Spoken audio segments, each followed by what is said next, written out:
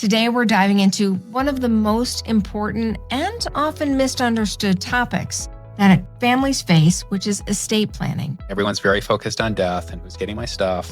That is not your biggest risk. Your biggest risk is having some event where you can't do stuff. That's usually what I focus on when I get somebody really it's not really important. I'm probably going to have an incapacity, and that can happen at any moment. A will does not avoid probate. Probate, it depends on how many assets you have when you pass away. We've had a number of people I thought the reason we did this will was because we were trying to avoid probate. This is what everyone expected. Why do we need to get a court involved? And the answer to that question is it's not just your family.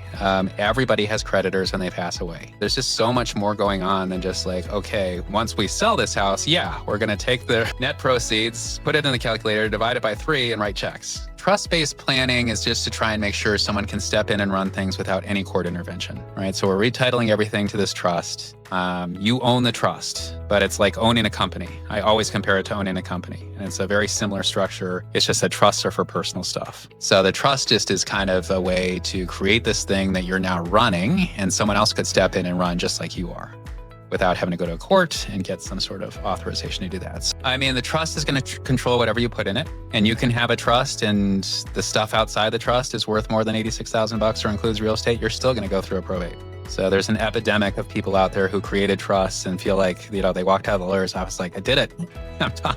Got my trust and everything's set now. It's no, you got to go put the stuff in the trust. In Colorado, where we are, the probate process really isn't so bad. I think the consensus among estate planning attorneys here doesn't always need to be avoided. And we actually do a lot of plans that are really not designed to avoid probate. They're to make the instructions clear and get the right people in place, but would require a probate process. It's about maintaining control. People worry that they're giving up control. And I guess you kind of are, but you're really maintaining control. At least I picked this person, gave them the instructions. And if you don't do that, it doesn't prevent you from dying. It doesn't prevent you from having these incapacity events. It just means somebody else is going to make all the decisions. I usually get told to get closers. Used to this instruction. She's either getting buried or there's not we'll cremate her lower half and we'll bury the upper half.